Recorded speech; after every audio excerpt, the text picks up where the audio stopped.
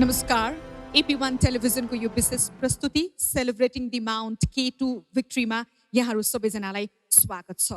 8611 उचाइ रहेको विश्वको दोस्रो ठुलो शिखर माउन्ट K2 नेपाली आरोहण दलले सफलतापूर्वक आरोहण गरेर स्वदेश फर्किसकेको छ। सो आरोहण दलमा 10 जना नेपाली आरोही सम्मिलित थिए। माउन्ट K2लाई संसारकै डरलाग्दो र अप्ठ्यारो हिमाल भनेर चिनिन्छ। डिसेम्बरको यो ठण्डीमा कुनै पनि आरोहण दलले अहिलेसम्म माउन्ट K2को सफल आरोहण गर्न सकेको थिएन। नेपाली टोली सफलतापूर्वक आरोहण गरेर स्वदेश फर्किसकेको छ र विश्वभर नै यो टोलीले सनसनीपूर्ण इतिहास रचेको छ। AP1 टेलिभिजनको स्टुडियोमा आज हामीले आरोहण दलमा सहभागी 9 जना आरोहीलाई निम्त्याएका छौँ। उहाँहरूको सफलताका कथा, आरोहण गर्दाका अनुभव लगायतका विविध विषयमा आज हामी कुराकानी गर्नेछौँ।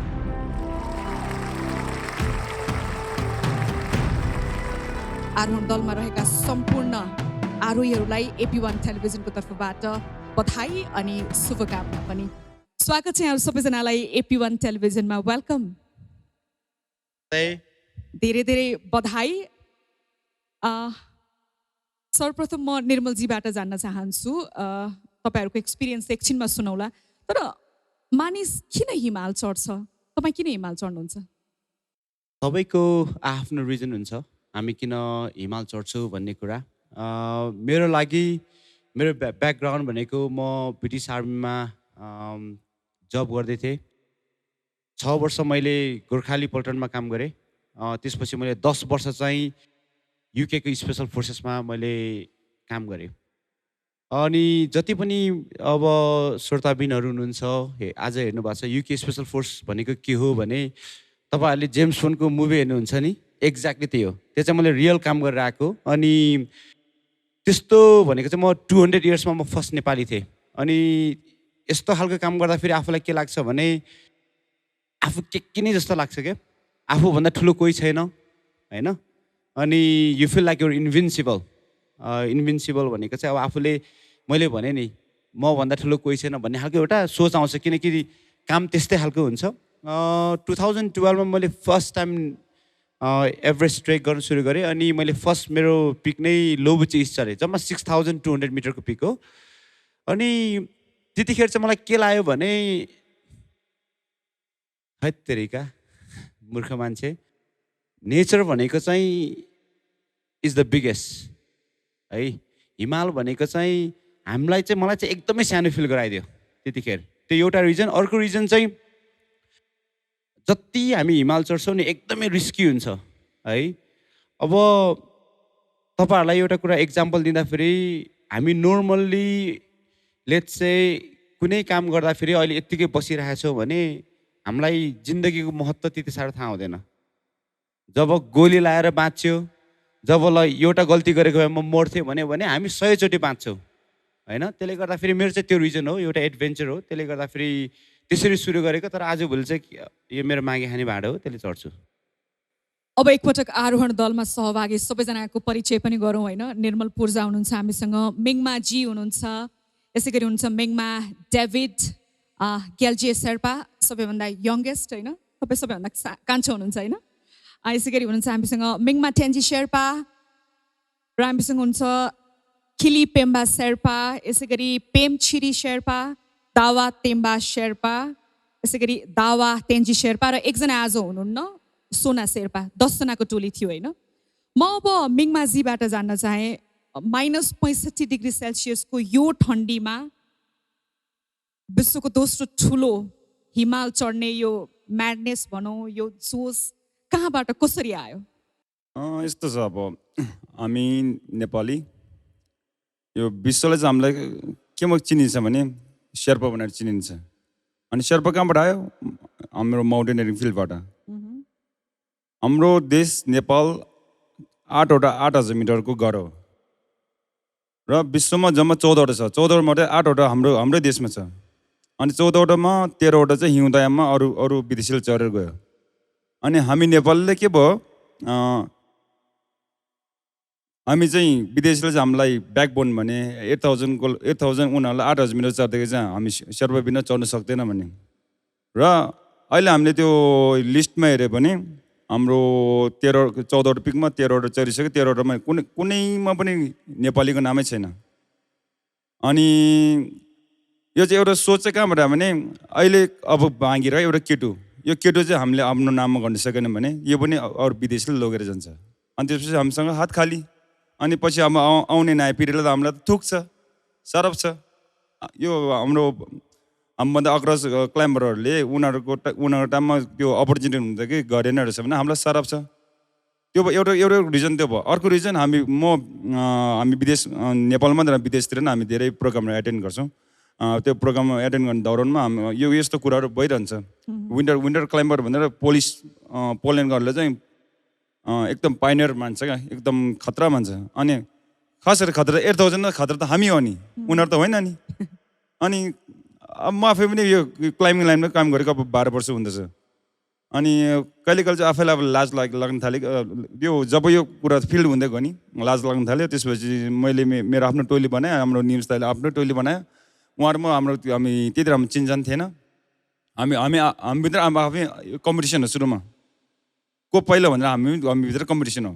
तर हामी जब पाकिस्तान पुगेर जब विदेशीहरूको अगाडि देख्यो नि हामीलाई चाहिँ होइन दाजुभाइ किन जुत्ने, हामीलाई जो चाहिँ नि नेपाली चढ्ने हो, नेपालको चढ्ने भए पाइहाल्यो त्यो फर्स्ट लिस्टमा, फर्स्ट विन्टर लिस्टमा भनेर त्यो कुरा भएपछि हाम्रो बेट फेरि 7000 मिटरमा भएको। त्यो बेसकममा सहरमा भएको होइन, 7000 मिटरमा। सोच्नुहोस् न, 7000 मिटरमा बाटो बनाउँदाखेरि बेट भएको। अनि त्यसपछि बेसकम आएर न्यु इयर एभमा त्यस्तै अब पाकिस्तानमा हुन त यस्तो अल्कोहलहरू पाउँदैन थियो। तर हाम्रो भनेपछि नेपालबाट तपाईँहरू सल्लाह गरेर जानु भयो होइन? सँगै होइन, हाम्रो दुईवटा टोली हो। तल गएपछि यो युनाइट भयो। तल विदेशमा के हुँदछ भने आफ्नो नेपालको माया लाग्दछ क्या। अब यहाँ चाहिँ नेपालको वास्तै लाग्दैन। विदेशमा गएपछि होइन वी आर नेपालिस भन्छ। अनि त्यो अर्को त्यो दाग लगाउँदा मन मिल्छ क्या। त्यो भएर त्यस्तो भएको मात्र हो। भनेपछि यो टोलीमा एभरेस्ट नचढेको त कोही पनि छैन होइन? एभरेस्ट नचढेको कोही छैन। एभरेस्ट भने रत्न पाएको जस्तै भयो तपाईँहरूलाई त होइन? एभरेस्ट त अब आफ्नै घरको हिमाल नचढेर त फेरि विदेश गएर लाज पनि है। अनि एभरेस्ट नचढ्ने कोही छैन। एभरेस्ट चढ्ने हाम्रो 14 टाइम्ससम्म छ। उहाँले 14चोटिसम्म चढ्नु भएको छ। एभरेस्ट चढिसक्नु भयो। हजुर। अनि अब यहाँ हाम्रो निर्मल दाइ हुनुहुन्छ, उहाँले विश्वको 14वटा 8000 मिटर जम्मा 6 महिना 6 दिनमा यहाँनिर नि तपाईँले अघि भन्नुभयो नि जस्तो नि हिमाल चढ्ने भनेको रेकर्ड बनाउने पनि हो जस्तो लाग्छ। कहिलेकाहीँ एउटा रेकर्ड बन्छ, फेरि अर्कोले अर्को रेकर्ड बनाउँछ, रेकर्डमाथि रेकर्ड बनाइरहेको हुन्छ नि। तपाईँहरूले भन्नुभयो नि 2टा टोली थियो अनि हामी एकैचोटि त्यो मैले लास्टमा चाहिँ भिडियो हेरेको थिएँ कि जहाँनिर नेपाली राष्ट्रिय गान बजेको थियो। तपाईँहरू सँगै एउटा लाइन बनाएर अगाडि गइरहनु भएको थियो। म पहिला पुग्छु अथवा मेरो टोली पहिला पुग्नुपर्छ भन्ने खालको एक प्रकारको त्यो रेकर्ड बनाउनुपर्छ भन्ने लोभ जोस आएन कसैलाई पनि यो निर्मलजीबाट? अनि त्यसपछि अरू सहभागीतर्फ जान्छु। मान्छेले मलाई पहिल्यै भन्थ्यो मैले 14 पिक्स 7 मन्थ्समा गर्छु भन्ने प्रोजेक्ट गर्दाखेरि कति मान्छेले मलाई बोलै भन्यो होइन। तर मेरो त एक्जाम्पल दिँदाखेरि महिनाको 6 लाखको तलब थियो त्यतिखेर। त्यो भनेको नेपालीको लागि ठुलो हो। म गाउँमा चप्पल पनि नभएको मान्छे होइन। अब स्पेसल फोर्समा भने जब भनेको चाहिँ एकदमै प्रिभिलेजको जब थियो। कहिले अब एउटै सिङ्गै प्लेनमा एकजना चार्टर गरेर हिँड्ने होइन, कामहरू एकदम राम्रो थियो। अनि मैले 6 वर्ष गरेको भए मेरो फुल 1 मिलियन पाउन्ड जतिको चाहिँ मेरो पेन्सनै आउँथ्यो कि बसी खुट्टा लाएर खानु पर्थ्यो होइन।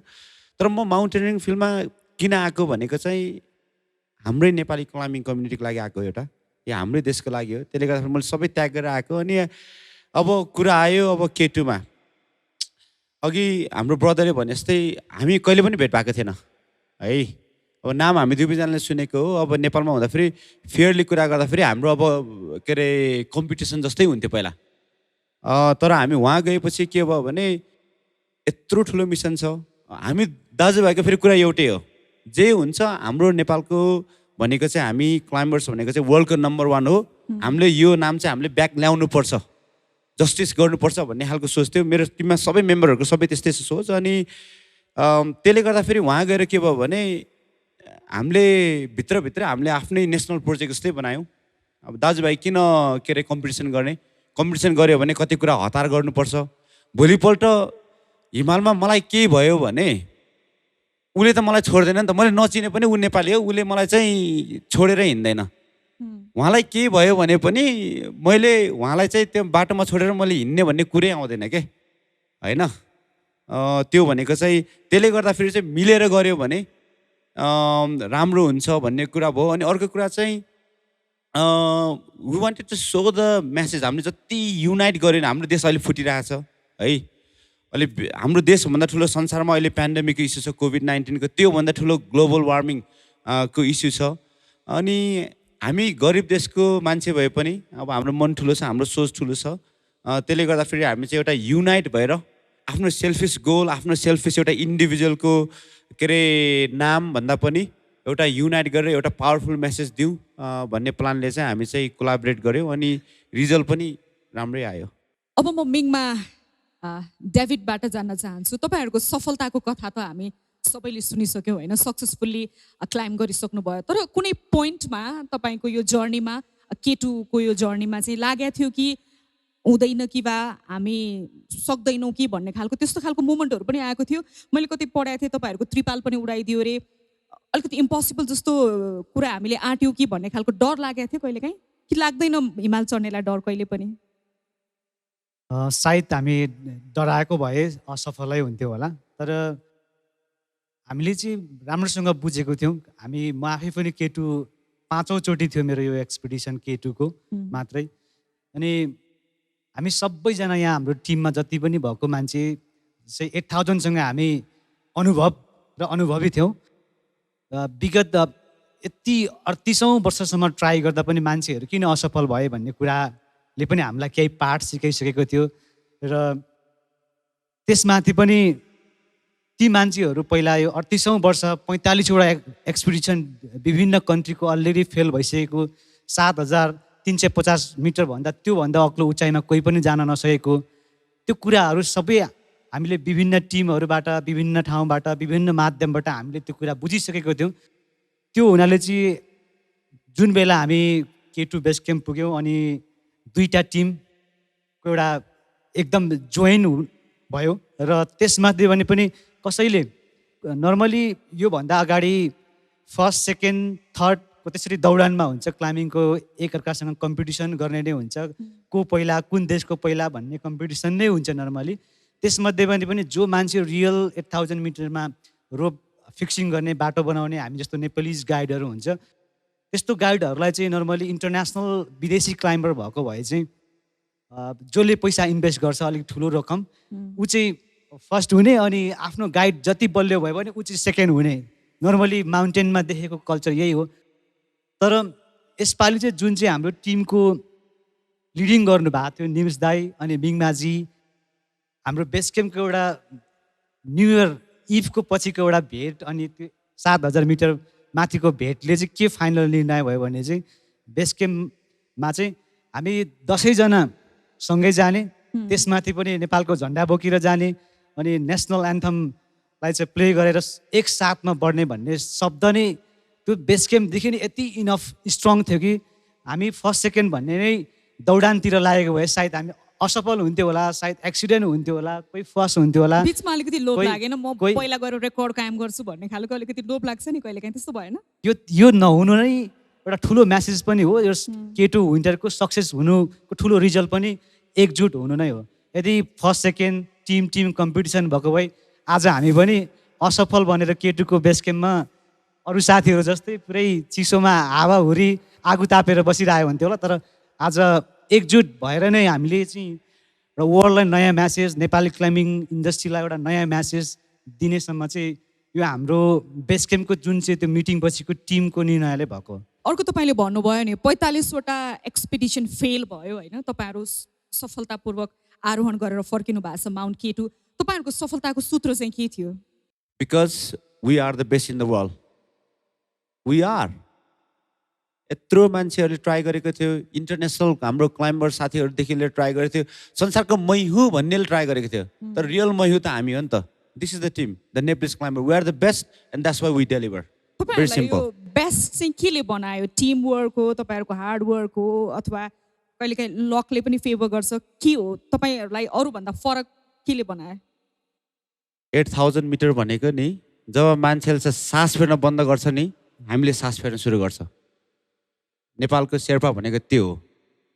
अनि त्यसमा चाहिँ हामी सबै एकजुट मिलेपछि त कसैको केही लाग्ने कुरै भएन। That's why we are the best. एकतामा ठुलो शक्ति रहेछ भनेर तपाईँहरूले प्रमाणित गरिसक्नुभयो। अर्को ग्याल्जी शेर्पा सबैभन्दा यङ्गेस्ट हुनुहुन्छ। तपाईँको आफ्नो अनुभव कति दिन लाग्यो चुचुरोमा पुग्न? सबैभन्दा रोमाञ्चक क्षण के थियो तपाईँको लागि? कहिलेकाहीँ डर पनि लागेको थियो तपाईँलाई? डर चाहिँ त लागेको थिएन। जब क्याम्प 3बाट भर्खर उठेर बिहानै जाँदाखेरि चाहिँ पुरै स्लिपिङ ब्यागहरू आफ्नो जुत्ताहरू हुन्छन् सबै आइस भएर फ्रोजन भयो, एकदम चिसो थियो। अनि बिहान पानी उमाल्नलाई पनि एकदम गाह्रो हुने, चिसोले गर्दा पानी उमाल्नु एकदम गाह्रो हुन्थ्यो। पानी पनि राम्रोसँग खान पाएन। त्यो भएपछि सबै साथीहरूले म चाहिँ अलिकति एनर्जी विक नै भएको थियो भनौँ त्यतिखेर। अनि जब मेरो साथीहरू चाहिँ सबै अलिक माथि नै पुगिसकेको थियो, म चाहिँ अलिक पछाडि नै थिएँ। अनि जब मैले त्यस्तै 100 मिटर जति भनौँ 100 मिटर जति माथि पुग्दाखेरि चाहिँ त्यहाँ चाहिँ मलाई चाहिँ अलिकति कस्तो गाह्रो फिल भएको थियो। त्यहाँ झम्की नजम्की जस्तो नै भयो। फेरि यसो सोचेँ त्यत्रो साथीहरूले गर्न सकिरहेछ, गइरहेछ, म मात्रै पछाडि बसेर त भएन। सबैले अब देशको लागि माथि गएर अब राष्ट्रिय गान गरेर सबै एकैचोटि पाइलो टेक्ने भनेर बेसक्याम्पमा त्यत्रो सल्लाह भइसकेको थियो। अनि त्यसपछि माथि नै जानुपर्छ भन्ने खालको चाहिँ अब मलाई नि एउटा आँट आयो। साथीभाइ त्यत्रो जान सक्छ नि म किन सक्दिनँ भन्ने खालको उहाँले नि एउटा मोटिभेसनल दिनुभयो। अनि त्यहाँबाट चाहिँ मैले माथि अघि सारेर गएँ। जब क्याम्प 4 पुग्नभन्दा अलिकति अगाडि चाहिँ अब अलिकति विन्ड स्पिड चाहिँ हल्का बढेको थियो। एकदम चिसो थियो। त्यहाँको टेम्परेचर लाइक -65 डिग्रिज। अनि त्यही भएर मेरो गाला चाहिँ साइडबाट अलिकति प्रोस्पाइट भएको थियो। अनि मैले पनि त्यति याद गरेन, एकदम चिसो भएको थियो। जब उहाँ हाम्रो मिङमा डेभिड दाइ चाहिँ माथि समिटभन्दा अलि मुनि बोतलनेक भन्छ त्यहाँ भेट्दाखेरि चाहिँ उहाँले तिम्रो गाला प्रोस्पाइट भएको रहेछ, यस्तो भएको छ भनेर भन्नुभएको थियो। अनि त्यहाँ जब म समिटमा पुगेर फोटो खिच्दाखेरि चाहिँ देखाएको थिएँ। फोटो खिच्दा मात्रै थाहा भयो गालाको फोटो खिचेर फोटो हेर्दाखेरि चाहिँ मेरो गाला यस्तो भएको रहेछ भने थाहा भयो। अर्को यो मिङमा टेन्जी शेर्पालाई मेरो प्रश्न, जस्तो हामीले चाहिँ अहिले सुन्दाखेरि -65 डिग्री सेल्सियसको तापक्रम छ माउन्ट केटुमा भन्ने सुन्यौँ होइन? एकदमै चिसो ठन्डी। त्यसको अलावा अरू के कठिनाइ छ यो माउन्ट केटु समिट गर्नको लागि? तपाईँको एक्सपिरियन्स के रह्यो? हजुर, यो जस केटु भन्ने माउन्टेन चाहिँ अरू माउन्टेनभन्दा टोटली डिफ्रेन्ट छ। जस्तै अर्को माउन्टेनमा प्राय अल द वे हिउँ हुन्थ्यो बटम टु टप भन्ने। केटुमा चाहिँ क्याम्प 3 सम्म 7,300-400 मिटरसम्म चाहिँ पुरै मिक्स क्लाइम्बिङ, रकफलको एकदम डेन्जर। अनि त्यहाँ चाहिँ यदि टेक्निकल्ली छन् होइन, त्यही भएर एकदम गाह्रो मानिन्छ केटु सबैले वर्ल्डमा। केटु चाहिँ जस्तै हामी त्यहाँ चाहिँ माउन्टेन क्लाइम्बिङ गर्ने टाइममा चाहिँ हामी अन द वेमा बाटोमा बेस क्याम्पभन्दा तल हामी ग्रुपिङमा धेरैजना टिम हुन्छ। कुनै ब्रड पिक, G1 G2 धेरै ग्रुपहरू हुन्छन्। तर हामी चाहिँ कुनै अर्को G1 G2 जस्तै ब्रड पिकतिर क्लाइम्बिङ गर्न गइरहेछ भने अर्को विदेशीले के भन्छ, वाट तिमी यस्तो नर्मल माउन्टेन क्लाइम्बिङ गर्ने हो, केटो गर्नुपर्छ क्लाइम्बिङ भनेको, त्यस्तो ठाउँमा गर्नुपर्छ भन्नेहरू विदेशीहरू थियो पहिलातिर। तर त्यही माउन्टेनमा चाहिँ यो मेरो चाहिँ एउटा समरमा 2018मा समिट गरेँ। यो चाहिँ विन्टरको चाहिँ मेरो फर्स्ट हो। यो विन्टर समरको कम्पेयर गर्दाखेरि चाहिँ टोटली डिफ्रेन्ट छ। किनकि मेरो त्यही केटु क्लाइम्बिङ चाहिँ मेरो 7औं चोटि हो। किनकि त्यतिचोटि 7 चोटि जाँदाखेरि न मैले जम्मा 2 चोटि समेट गरेर विन्टर र समर गरेर। किनकि त्यो कारण थियो, त्यो एकदम मतलब त्यो त्यतिको गाह्रो माउन्टेन चाहिँ छ भन्नु पर्ला त्यो। किनकि न त भन्दा 7 चोटि हो भने चाहिँ कमसेकम 5 चोटि त समेट गर्नुपर्ने हो। तर हामीले चाहिँ त्यहाँको डिजास्टर होइन, एभलान्च हरेक खालको वेदरको कारणले अहिलेसम्म हामीले चाहिँ जस एकदम वर्ल्डले सबैले एकदम गाह्रो मान्छ एकदम, त्यो पनि विन्टरमा एक्सट्रिमली एकदम हट। अर्को प्रश्न मेरो खिली पेम्बा शेर्पालाई, तपाईँको यो आरोहणमा सबैभन्दा अविस्मरणीय क्षण के छ? तपाईँलाई सबैभन्दा रोमाञ्चक कहाँनिर भयो? अब यो सबभन्दा राम्रो त्यो म यो मेरो मनबाट चाहिँ अब गेरु झारेर अब राष्ट्रगान गाएर राष्ट्रिय गान गाउँदा। हजुर, अनि त्यही मेरो सोचाइ चाहिँ त्यसो। अब तर केटु म फर्स्ट टाइम पनि हो, समिट पनि भयो। अनि हाम्रो साथीहरू सबै मिलेर समिट गरेर आयो। यो हाम्रो नेपालको नाम राम्रो पाएर म धेरै खुसी छु। धन्यवाद। पेमछिरी शेर्पा 14 पटकसम्म एभरेस्ट चढिसक्नु भएको छ। केले तपाईँलाई यो 14 पटकसम्म एभरेस्ट चढिराखौँ, त्यसपछि पनि अर्को हिमालहरू पनि गइराखौँ जस्तो केले इन्सपायर गर्छ, केले मोटिभेट गर्छ तपाईँलाई? म चाहिँ अब 14 पटक भन्नाले अब एभरेस्ट प्राय हामी स्प्रिङमा हाम्रो अब नेपालको माउन्टेन भएर पनि प्राय स्प्रिङमा चाहिँ म सधैँ अब यो 98देखि चाहिँ कन्टिन्यू नै त्यो एभरेस्टमा स्प्रिङ सिजनमा चाहिँ गइरहेको थियो। त्यसै कारणले कोही बेला 2 चोटि कोही बेला 1 चोटि गरेर 14 पटक पुगेको छु। अनि मैले अब नेपालको 8000 मिटर चाहिँ अरू पनि धेरै चढेको छु। प्लस अब विदेशमा चाहिँ अब विदेशी माउन्टेन चढ्ने चान्स चाहिँ मैले पहिल्यैदेखि नै ट्राई गरेको, त्यति अपर्च्युनिटी पाएको थिएन। यसपालि चाहिँ हाम्रो निम्स दाइ मार्फत चाहिँ अब हामीले टिम दाइले अब हाम्रो विन्टर एसियनको लागि चाहिँ अब अलिकता टेक्निकल अलिकता गाह्रो हिमाल भएको किलार माउन्टेन, सबैले किलार माउन्टेन भनेर चिनिन्छ त्यो K2 माउन्टेनलाई। त्यसमा चाहिँ अब उहाँले चाहिँ हाम्रो अलिकता प्रोफेसनल अलिकता एक्सपिरियन्स मान्छेहरू राम्रो छनौट गर्नुभएको थियो र अब टिमवर्क राम्रो थियो हाम्रो सबैजनाको, उहाँको लिडरसिप राम्रो थियो। त्यसै कारणले हामीले अब K2 विन्टर एसियन चाहिँ हामीले सक्सेस गर्न सक्यो र अहिले वर्ल्डमा नै हाम्रो नेपाली क्लाइम्बर भनेर चाहिँ राम्रो सन्देश गएको जस्तो लाग्छ मलाई। दावा तेम्बा शेर्पा, तपाईँ आफ्नो अनुभव बताइदिनुहोस् न। चुचुरोमा पुग्दाखेरि कस्तो खालको अनुभव हुँदो रहेछ, के महसुस गर्नुभयो? जोस हुन त मैले 8000 मिटर चाहिँ हिमाल धेरै पटक चढेँ होइन, धेरै चाहिँ चढेन। 3टा 8000 मध्ये 3टा चढेँ, तर 5 चोटि 4 चोटि चढेँ। त्यो मध्ये K2 हिमाल चाहिँ मलाई अलिकति अप्ठ्यारै रहेछ भन्ने फिल भयो क्या, किनकि मेरो यो फर्स्ट टाइम हो K2 मा विदेशी माउन्टेन फर्स्ट टाइम पनि हो र यो सिजनको विन्टर सिजन पनि मेरो फर्स्ट एक्सपिरियन्स हो र एकदमै अब जब हामी क्याम्प 3 बाट माथि स्टार्ट गऱ्यौँ, क्याम्प 4 को वरिपरि पुग्दा एकदमै चिसो भएको थियो। अनि मलाई लाग्यो कि म के गरौँ जस्तो भयो क्या, मनमा फिल भयो, माथि जाऊँ कि तल जाऊँ। अनि म र निम्स दाइ सँगसँगै हिँडिरहेको थियो। निम्स दाइले जम आइजा, म पछि जाँदै थिएँ, निम्स दाइ अघि जाँदै थियो। अनि लास्टै चिसो भयो, अनि निम्स दाइले आइजा जम भन्यो, अनि कन्टिन्यू हिँडेँ। लास्टै चिसो भएको थियो। जब क्याम्प 4 काटेर अलि समिटको वरिपरि पुग्दा घाम लागेको थियो, त्यसपछि अलि न्यानो भएको थियो र समिटमा चाहिँ अलिकति आबेला पुग्यो हामी, बेलुका घाम डुब्ने टाइममा पुग्यो, त्यतिखेर अलिक चिसो भएको थियो। समिटमा पुग्ने टाइममा चाहिँ धेरै चिसो भएको थियो र पनि समिट गर्नु सक्यौँ र त्यतिखेरको खुसीमा चाहिँ तल बाटोमा जति पनि चिसो भएको थियो त्यो चाहिँ बिर्सेको महसुस भयो, त्यति हो। दावा तेजी शेर्पा, तपाईँ पनि आफ्नो अनुभव सुनाइदिनुहोस् न यो K2 हिमाल आरोहण गर्दाको। मलाई चाहिँ K2 विन्टर चाहिँ फर्स्ट टाइम पनि हो। मैले यहाँ नेपालमा चाहिँ एभरेस्ट लगाएँ, त्यहाँ 7000 मिटर चाहिँ 2-3 पटक धेरै पटक चढिसक्यो। त्यो पनि मैले चाहिँ सुरुमा चाहिँ यहाँबाट जाँदा चाहिँ मलाई चाहिँ अब मनमा डाउट चाहिँ एकदमै लागेको थियो। अब म K2 माउन्टेन चाहिँ किलर माउन्टेन हो भन्ने त्यस्तो थाहा पाउँदा चाहिँ, अनि हामी चाहिँ दाजुभाइ पनि सँगै थियो, त्यही भएर चाहिँ अब केही भइहाल्यो भने चाहिँ भनेपछि तपाईँहरू दुईजना सहोदर दाजुभाइ हुनुहुन्छ? हजुर। अनि घरको फ्यामिलीले केही प्रब्लम पर्नु सक्छ, केही गाह्रो हुन्छ कि भन्ने जो मनमा चाहिँ डाउट लागेको थियो मैले, तर त्यो कुरा चाहिँ मैले कसैसँग चाहिँ सेयर गरेको थिएन।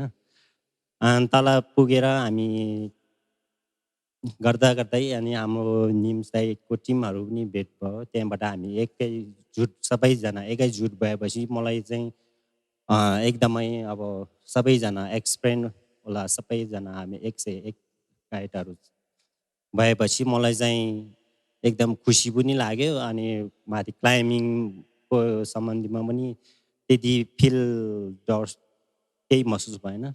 अनि जब समिटमा पुग्दाखेरि चाहिँ मलाई चाहिँ जति क्लाइम्बिङमा दुःख पायो त्यो सबै बिर्सिसक्यो मलाई एकदम खुसी धेरै खुसी लाग्यो अनि म चाहिँ यो विदेशीहरूले पनि म चाहिँ यो नर्वेमा चाहिँ समरमा चाहिँ म गाइडिङ गर्छु त्यहाँ जहिले जुनसुकै विदेशीहरू सबैले केटु हिमाल चढ्यो केटु हिमाल चढ्यो भनेर धेरैले सोध्थे अनि मेरो मनमा चाहिँ त्यतिखेर यो केटु हिमाल चाहिँ एकचोटि जसरी पनि चढ्छु भने मेरो ऊ चाहिँ सोचाइ आयो सोचाइ चाहिँ पहिल्यैदेखि थियो यसपालि चाहिँ हामी नेवाली दाजुभाइ सबै टिम मिलेर यसो वेदरले पनि धेरै साथ दियो त्यहाँ हामी नै पनि सबै टिम वर्क राम्रो भएर चाहिँ सक्सेस भयो त्यही अर्को चाहिँ निर्मलजी धेरैजनाले चाहिँ के भनिरहनु भएको छ अहिले भन्दाखेरि अब एभरेस्ट चढेको त सबैजना हुनुहुन्छ होइन केटु हिमाल चाहिँ अलिकति प्रतिष्ठाको विषय पनि रहेछ केटु हिमाल चढेको छैन भनेर बारम्बार प्रश्न आइरह्यो भन्नुभयो नि के छ त्यो हिमालमा विशेष अलिकति हाम्रो दर्शकहरूलाई बुझाइदिनुहोस् न सो केटु चाहिँ 8,000 मिटर पिक जति पनि वर्ल्डमा 8,000 मिटर पिकभन्दा माथि भएको मध्येमा चाहिँ केटु मात्र एउटा हिमाल थियो कि जुन चाहिँ विन्टरमा कसैले एसेन्ड गरेको थिएन त्यसको चाहिँ एकदमै गुड रिजन थियो किनभने त्यहाँ चाहिँ वेदर एकदम अनप्रिडिक्टेबल भनेको भन्नै नसकिने खालको वेदर होइन अब हावा आयो भने घरै लाला जस्तो हावा होइन अलि टेन्टहरू उडाइराखेको छ हाम्रो क्याम्पटीको सबै सामान उडायो जाडो भयो भने अघि मैले भने -65 डिग्री सेल्सियस अनि त्यति मात्र होइन कि चढ्दै माथिबाट ढुङ्गा आएर ढुङ्गा झरेको होइन कि बम हाने जस्तो आउँछ ढुङ्गा त्यहाँ है अनि कति साथीहरूको त हेलमेट लाएर हेलमेटै 2 टुक्रा हुने अनि फेरि त्यो चढ्दाखेरि चाहिँ ब्लू आइस भन्छ क्या हामीले अब सफ्ट हिउँ भयो भने त सजिलो हुन्छ ब्लू आइस भनेको चाहिँ त्यसमा चाहिँ तपाईँले त्यो हिउँ लाउने त्यो क्राम्प भने त्यो काँडा जस्तो चाहिँ ठ्याक हान्नुपर्छ अनि त्यसपछि एकदम ब्यालेन्समा चढ्नुपर्ने हुन्छ क्या अनि अर्को कुरा चाहिँ एकदमै इन्ग्रिडियन्ट त्यसको चाहिँ स्टिप चाहिँ एकदमै यस्तो हेऱ्यो भने टोपी तल झर्ने खालको छ होइन त्यसले गर्दाखेरि केटु चाहिँ अनि त्यहाँ चाहिँ अब एभ्री 4 क्लाइम्बर्स जतिजना 4जना चढ्नेमा 1जना मरेको चाहिँ ट्र्याक रेकर्ड छ होइन त्यसले गर्दाखेरि चाहिँ संसार डराउने कारण त्यही थियो अनि त्यही रिजनले गर्दाखेरि यो मात्र एउटा हिमाल जुन चाहिँ विन्टरमा कसैले चढ्न सकेको थिएन त्यसले गर्दाखेरि इट वाज द हार्डेस्ट सबभन्दा गाह्रो सबभन्दा ठुलो र संसारको सबैभन्दा बाँकी भएको ठुलो प्रोजेक्ट थियो त्यो हामीले अब हाम्रो देशमा ल्याउन सक्यो त्यसमा हामी खुसी छौँ अर्को चाहिँ यो पिकमा पुग्ने बेलामा सबैजना सँगै हात समातेर राष्ट्रिय गान गाउँदै अगाडि बढ्ने आइडिया चाहिँ तपाईँको हो भन्ने सुनेको थिएँ त्यो आइडिया कहाँबाट आयो र राष्ट्रिय गान गाउँदै यति रिस्की हिमाल सफलतापूर्वक आरोहण गर्दा तपाईँको त्यति बेला कस्तो खालको महसुस गर्नुभयो अलिकति एक्सप्लेन गरिदिनुहोस् न त्यो मोमेन्ट हामीलाई सबभन्दा चाहिँ मैले सकेसम्म मेरो जिन्दगीमा म एकदमै फेयर भनेको बराबर सबैलाई सकेसम्म गर्ने मेरो इच्छा थियो त्योभन्दा अर्को कुरा पनि अरे त्यो हिमाल त मैले मात्र गरेर चढ्ने होइन नि त सबै दाजुभाइले 35 केजीको भारी बोकेको छ है तपाईँले 35 केजी उचाल्नु भनेको त्यो एल्टिट्युडमा सी लेभलमा तपाईँले एउटा कार उचाले जस्तै हो इक्विभ्यालेन्ट मैले गफ गर्दाखेरि है एउटा ब्याट्री स्पेयर ब्याट्री हाल्दाखेरि त यो गरुङ्गो हुन्छ यो हालम किन हालम मलाई यो ब्याट्री चाहिन्छ भनेर सोच्नुपर्ने हुन्छ क्या त्यसले गर्दाखेरि सबै दाजुभाइले दुःख गरेको होइन एकजनाले गर्ने कुरा पनि थिएन यो एज अ टिम वर्कमा अनि किन एकजना मात्र जाने होइन अनि प्लस अघि मैले भने we wanted to show the world यदि हामी मिल्यौँ भने जे पनि गर्न सक्छौँ भन्ने एउटा मेसेज पुऱ्याउनु थियो त्यसले गर्दाखेरि एकजना हाँसेर के गर्नु सबैजना हाँसिरहेको छ संसार हाँसिरहेको छ सबैजना खुसी हौँ न त्यस्तो सोच थियो अनि त्यसले गर्दाखेरि नै मेरो ब्रदरहरू सबैले भित्र मनदेखि एकदमै दुःख गरेको अघि भने कति ब्रदरहरूले फर्किनु मन लाग्थ्यो मलाई साह्रो पऱ्यो तर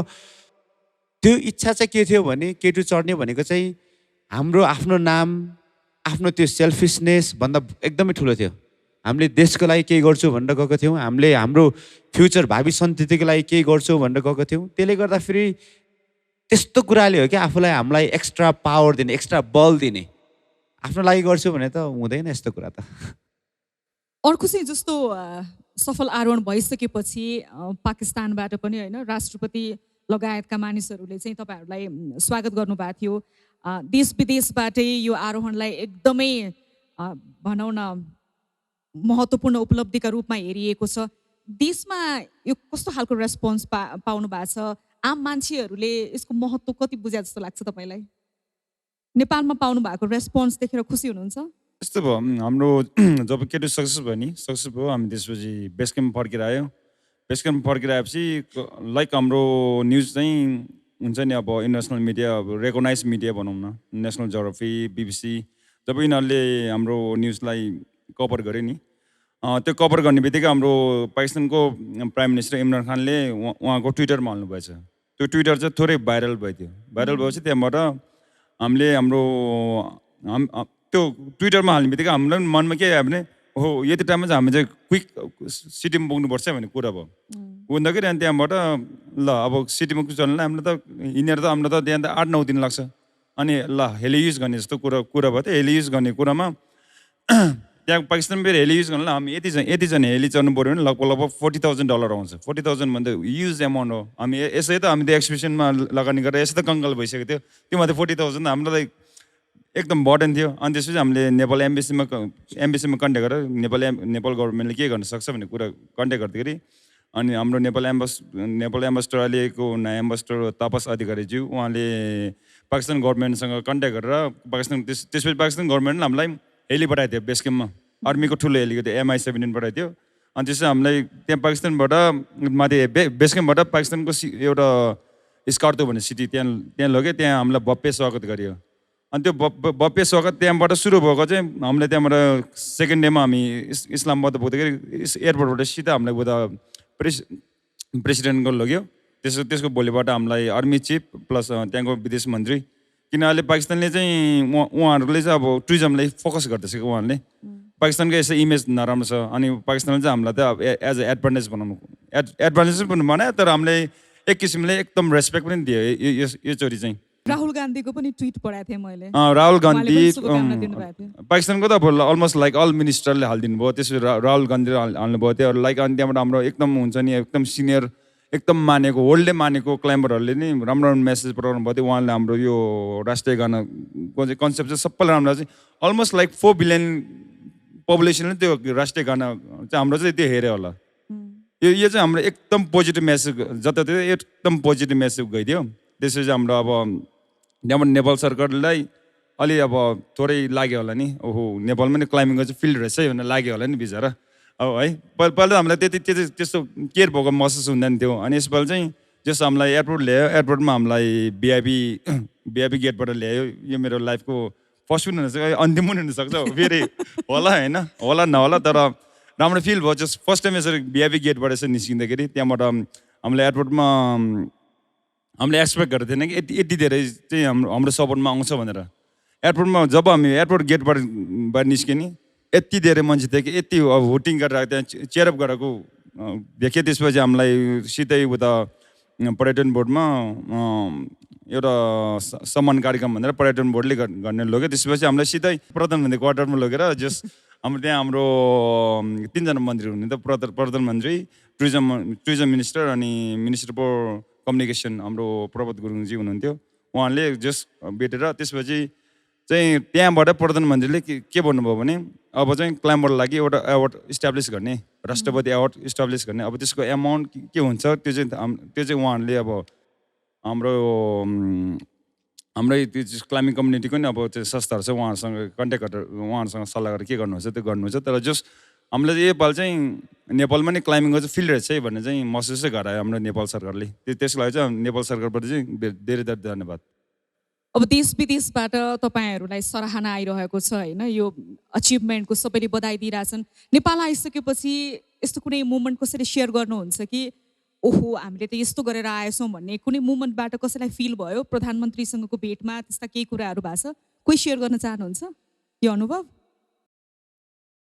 अवश्य पनि भयो अनि हामीले हाम्रो कथा पनि भन्ने मौका पायौँ अनि त्योभन्दा सबभन्दा कुरा चाहिँ एउटा आफ्नो भएको प्रब्लमहरू मजाले खुल्लाले कुरा गर्न सक्यो मैले के चाहिँ भन्न सक्यो भने एटलिस्ट हाम्रो नेपालमा केही गर्छु भने जे पनि यो पनि मिल्दैन त्यो पनि मिल्दैन त्यति मात्र होइन कि यहाँ जानुस् वहाँ जानुस् त्यो कागजपत्र कहिले नबन्ने है त्यसले गर्दा फेरि अब 2-4वटा हामीले गभर्मेन्टलाई राख्यौँ जस्तै अब हिमालमा चढेपछि माथिबाट पाराग्लाइडिङ गर्न मिल्छ होइन त्यो अहिले नयाँ स्पोर्ट्स हो समयअनुसार हामी बदलिनुपर्छ है त्यसले गर्दाखेरि त्यस्तो कुरा राख्ने मौका पायो। अर्को कुरा चाहिँ अहिले सबैले हेर्नु भएको छ होला यो के अरे इन्टरभ्यू, यो टेलिभिजन अहिले सबैले प्राइड गरेका छौँ। तर हेर्नुहोस् न,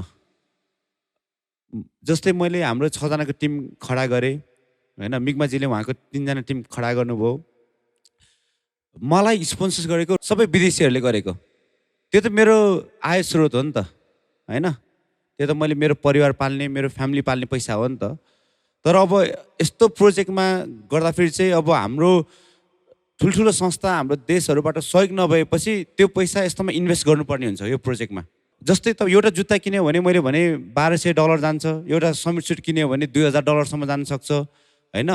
तपाईँको पन्जा मात्र किन्यो भने $200 जान्छ, चस्मा मात्र किन्यो भने $200 जान्छ, गगल्स किन्यो भने गर्दाखेरि तपाईँले सामान मात्र राम्रोसँग किन्यो भने तपाईँको $8,000 देखि $10,000 जान्छ। अब त्यो चढ्ने, 1 महिना खाने, हिमालमा गर्ने भनेको त एकदमै करोडको बजेट हुन्छ होइन। अनि के हो भने हाम्रो नेपालमा छन् नि त यति धनी मान्छेहरू छन् यहाँ होइन। कहिले कहिले क्लबमा गएर 10 लाखै खर्च गरिदिने साथीहरू छन्, कतिको मिलियन छ गोजीमा होइन। छ नि त पैसा नहुँदैन। अब देश पो गरिब, जनता त धनी छ नि यहाँ छन्, त्यो फ्याक्ट कुरा हो। तर कसैले पनि सपोर्ट गरेन है। मेरो साथीले गोफन्मी जस्तो उठाएर आफ्नै चिनेको साथी, पैसा पनि सबै विदेशीहरूले दिएको धेरै होइन। तर किन त्यस्तो, तपाईँलाई के लाग्छ किन त्यस्तो, वाइ? किनभने अहिले सुन्नुहोस्, अहिले यो वर्ल्डमा यत्रो मेसेज छोड्यो, यत्रो पोजिटिभ गर्ने हाम्रो तपाईँकै छोराछोरीले हो नि त हेर्नु भएको होइन, हामी नेपाली दाजुभाइले हो नि त। त्यसले गर्दाखेरि समयअनुसार सोच बदलौँ। हाम्रो देशमा के छ भने ठोक भन्यो भने कसको गल्ती थाहा नभइकन ठोक्छ मान्छेले। अब अहिले चाहिँ सोचौँ हामीले कसरी देशलाई माथि लान सकिन्छ भन्ने कुरा हो। त्यसले गर्दाखेरि चाहिँ होपफुल्ली अब हाम्रो संस्थाहरू जस्तै गभर्मेन्ट, जस्तै अब एनएमए, माउन्टेनियरिङ बढी सबै छ। त्यसले गर्दाखेरि हाम्रो फ्युचर जेनेरेसनलाई सपोर्ट गऱ्यो भने नेपालमा 1000वटा रेड बुल एथलिट निस्किन्छ। तर के हो, अपर्च्युनिटी क्रिएट गरिदिनुहोस् होइन। त्यस्तो कुरा राख्ने मौका पाएँ, आज पनि कुरा राख्ने मौका पाएँ। त्यसले गर्दाखेरि थ्याङ्क यू। अब अर्को चाहिँ तपाईँहरू त केही न केही कुनै न कुनै हिमाल चढी नै रहेको हुनुहुन्छ। नेक्स्ट के त अब तपाईँहरूको भावी योजना के छ? अब हेर्नुहोस्, योचोटि पनि हामीले सरप्राइज दियौँ, पहिला पनि सरप्राइज दिएको हो। अब सुस्तरी हामी तपाईँहरूलाई एकदम प्लेजेन्ट सरप्राइज दिँदै जान्छौँ, प्रतीक्षा गर्नुहोस्। योजना बनिसकेको छैन सरप्राइजको, त फेरि के योजना भन्ने होइन?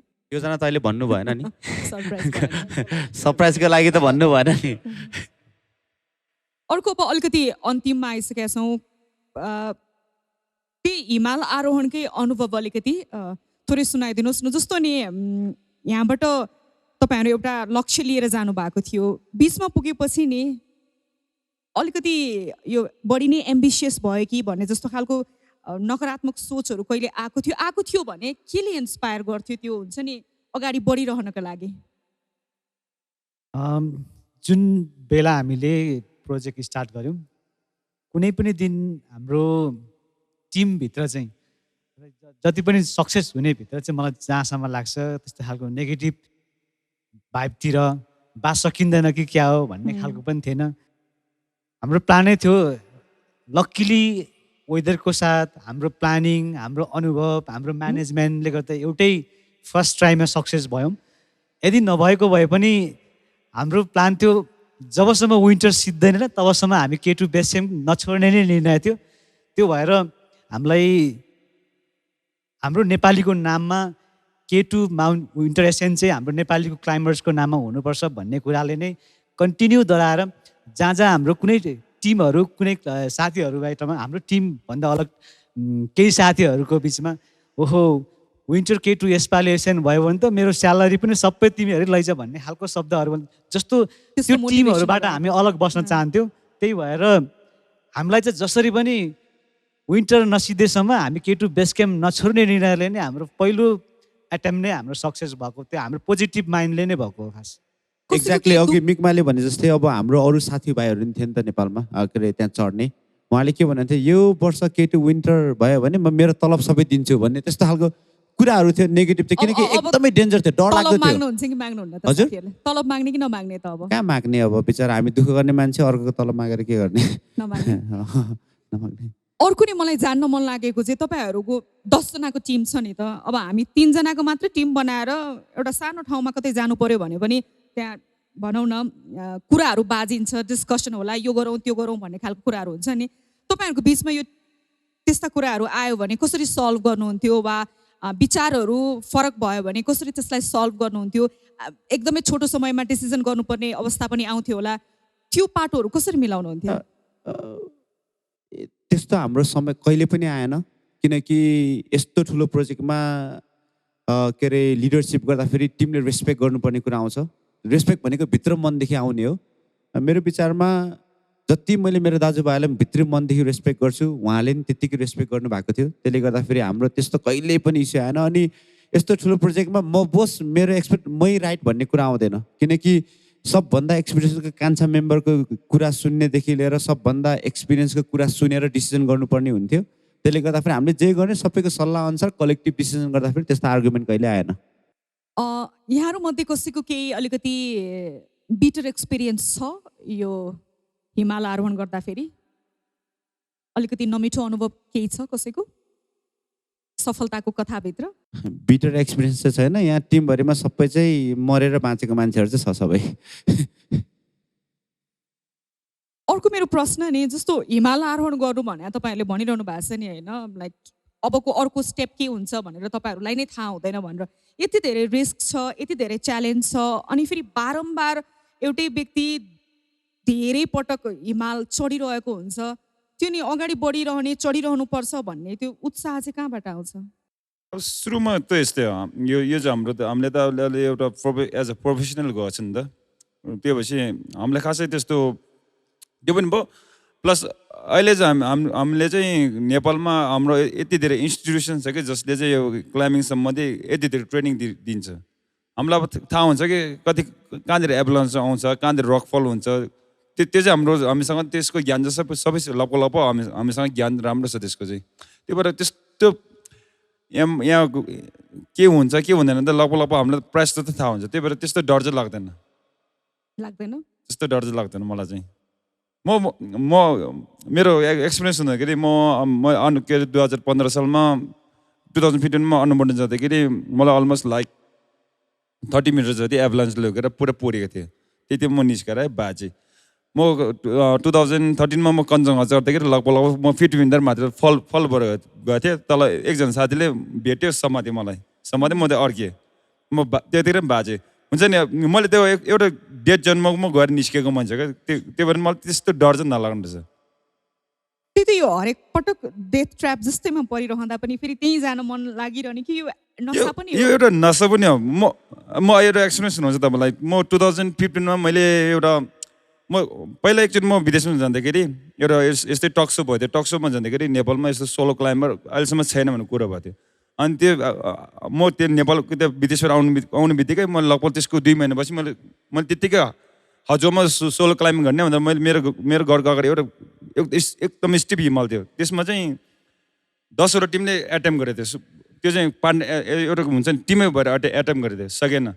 अनि मैले चाहिँ यो चढ्यो भने चाहिँ यिनीहरूको मुखचुप हुन्छ भनेर त्यही हिमाल चाहिँ मैले त्यो टार्गेट गरेर त्यही हिमाल चढ्न गएँ र सक्सेस भएँ। म हुन्छ नि तलबाट माथि चढेर माथि टपमा चाहिँ पुगेँ।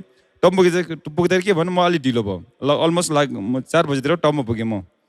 अनि टपमा पुगेको ठ्याक्कै लगभग 10 मिनट जति म यसो फोटो खिच्दै थिएँ। एकैछिन बादल कहाँबाट आयो, यस्तो बादल पुरा डङ्नु छ कि, यसले चाहिँ हामीले चाहिँ व्हाइट आउट भन्छ कि, यताको छेउमा नदेख्नेलाई व्हाइट आउट भन्छ कि। अनि त्यसपछि हावा चल्न थालेपछि के भयो भने मेरो पहिलाहरू सबै मेटिदिएँ एकैछिनमा। अनि अब म कहाँ जाने हुन्छ नि, पुरा अलमलमा हरायो क्या। अनि त्यसपछि हामीले फेरि मोडर्न के सिकाउँछ भने जब व्हाइट आउट हुन्छ नि, व्हाइट आउट हुँदाखेरि यताउता नहाल्ने, एउटा ठाउँमा बस्नु भन्छ कि। त्यो एउटा ठाउँमा बस्यो भने बाँच्ने चान्स चाहिँ अलमोस्ट लाइक 100% हुन्छ। त्यो चिसोले मरेन, बोकले मरेन भने चाहिँ बाँच्ने चान्स 100% हुन्छ। र म 43 आवर्समा एकै ठाउँमा चिसोमा, no tents, no food, nothing, त्यसरी 43 आवर्स मैले यसरी बिताएँ। त्यो हिउँमा एउटा खल्डो खोर्ने, त्यो भित्र बसेर बिताएँ। त्यो चाहिँ अब मेरो नलेजले गर्दा म बाँचेको हुनु न। त्यति हुँदै त्यो फेरि मेरो घरबाट 2 घन्टाको बाटोमा त्यो फेरि मेरो आमाले त्यो हिमाल हेरेर मेरो आमा रुन्दैछ तल है। त्यस्तो भएर म त्यसरी निस्केर आएको मान्छे। फेरि आज मलाई फेरि त्यस्तैमा जानु मन लाग्छ। यो चाहिँ एउटा नसा जस्तो लाग्छ। मान्छेले त्यो सिरिन यताउता हाल्छ नि त्यस्तै सेम यो पनि त्यस्तै हो। जब हामी कस्तो हुन्छ भने बारम्बार त्यो we live life on the edge भन्छ होइन, त्यो भनेको चाहिँ मोमेन्टमा बाँच्ने हो कि, त्यो भएपछि मजा नै छुट्टै आउँछ। त्यो भएपछि चुचुरोमा त्यस्तो गर्नु मन पुग्दाखेरिको लाग्छ। फिलिङ अलिकति हामीलाई वर्णन गरेर सुनाउनुहोस् न, मिल्छ शब्दमा भन्न? आई थिङ्क समिटमा गर्दाखेरि सबभन्दा बिगेस्ट फिलिङ म हाम्रै सबभन्दा एभरेजको कुरा गर्छु सगरमाथाको। सबभन्दा यदि फर्स्ट टाइम क्लाइम्बर हो भने चाहिँ सबभन्दा खुसी चाहिँ 5 मिटर अगाडि लाग्छ है, फर्स्ट टाइम हो भने चाहिँ। किनकि अब जसरी नै समिटमा पुग्यो भन्ने ग्यारेन्टी हुन्छ अनि त्यो हो। तर अब जब एक्सपिरियन्स हुँदै गयो त्यसमा चाहिँ के हुन्छ भने जब समिट पुग्छ के देख्छ भने संसारको सबैभन्दा त्यो मोमेन्टमा चाहिँ तपाईँ टप अफ द वर्ल्डमा हुनुहुन्छ। अनि तपाईँले जति बादल हेऱ्यो सबै बादल तल होइन, आँखाले जति टाढा हेऱ्यो त्यतिसम्म देखिन्छ होइन, अरू हिमालहरू सबै तल तल, अनि फ्रेस खालको हावा हुन्छ नि। एकदमै त्यो मोमेन्ट कसरी डिस्क्राइब गर्ने, एकदमै ओभरवेल्म नै हुन्छ भनौँ न। अरू कोही थप्न चाहनुहुन्छ चुचुरोमा पुग्दाखेरि कस्तो महसुस गर्नुभयो भनेर? मेनली चाहिँ चुचुरोको एउटा पुग्नुको एउटा आफ्नै एउटा सोच अनि ड्रिम सपना त्यो हुन्छ नि। एभरेस्ट चढ्नुको रिजन 8,848 पोइन्ट, अहिले त 86 पनि थपिएको छ। त्यहाँ पुगेपछि आफूलाई डेफिनेटली जे हाम्रो टार्गेट हो त्यो मिसन पुरा भयो। डेफिनेटली लाइफमा कुनै पनि चिजबाट भेट्छ भने त्यो चिज जसले म्याराथन रनिङ गर्छ कम्प्लिट रिबन छुएपछि ऊ फर्स्ट हुन्छ। त्यस्तै जस्तै एडभेन्चर स्पोर्ट्स पनि माउन्टेनियरिङमा जे ड्रिम हो, एभरेस्टको जबसम्म त्यो 8,848.86 पुग्दैन तबसम्म उसको ड्रिम त पुरा भएको हुँदैन। जब त्यो ठाउँमा पुग्दाखेरि लाइफमा कुनै पनि चिजमा न पढेर भेट्छ न बिजनेसम्यानले भन्छ, त्यस्तो खालको मुमेन्ट, त्यो खुसीको क्षण त बिल्कुलै अरू स्पोर्टमा त भेट्नै सक्दैन। त्यो भएर डेफिनेटली मेरो ड्रिम यो हो, खुसी यहाँ छ। मेरो यो 2 महिनाको अथवा 3 महिनाको प्रोजेक्टको प्लान यो 100% डेफिनेटली खुसी हुन्छ। तर as a guide, as a climber चाहिँ अझै बढी चुनौती पनि हुन्छ। फेरि जति खुसी हुन्छौँ त्यति धेरै चुनौती पनि। जति हामीले 100% इफोर्ट समिट जाँदै लगाइसकेको हुन्छौँ त्यो मात्रै नभएर कसरी चाहिँ बेस क्याम्पसम्म आउने, कसरी चाहिँ ब्याक टु फ्यामिली हुने भन्ने चुनौती पनि उत्तिकै हुन्छ।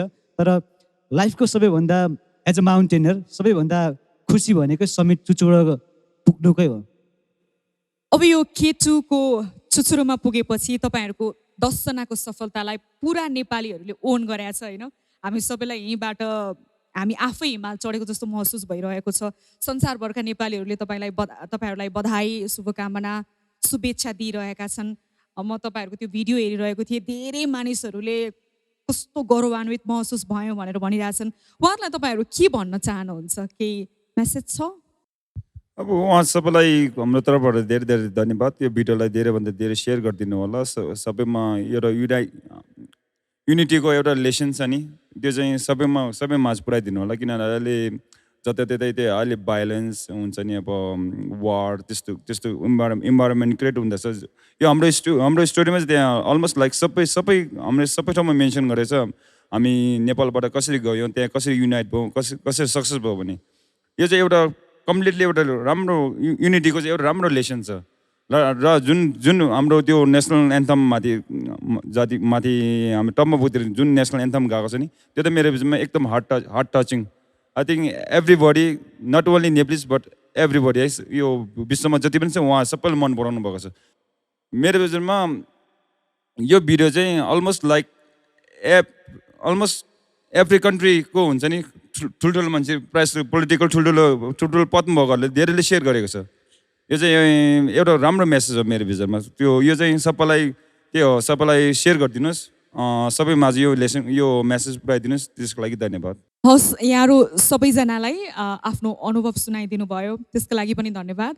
र फेरि एकपटक शुभकामना अनि बधाई सम्पूर्ण AP1 टिमका तर्फबाट दिन चाहन्छु। हामीलाई यसरी नै सधैँ गौरवान्वित बनाइराख्नु होला। नेपालको नाम यसरी नै सकारात्मक रूपमा विश्वभर फैलिराखोस्। शुभेच्छा अनि शुभकामना। धन्यवाद।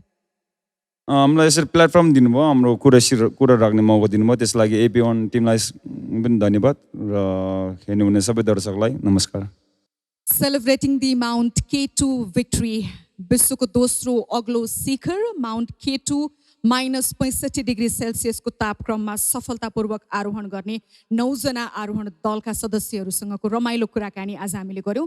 केले उहाँहरूलाई प्रोत्साहन गर्यो, उहाँहरूको अनुभव लगायतका विभिन्न कुराकानीहरू सुन्यौं। यो विशेष श्रृङ्खला आजलाई यति नै। AP1 टेलिभिजन हेर्दै गर्नुहोला। नमस्कार।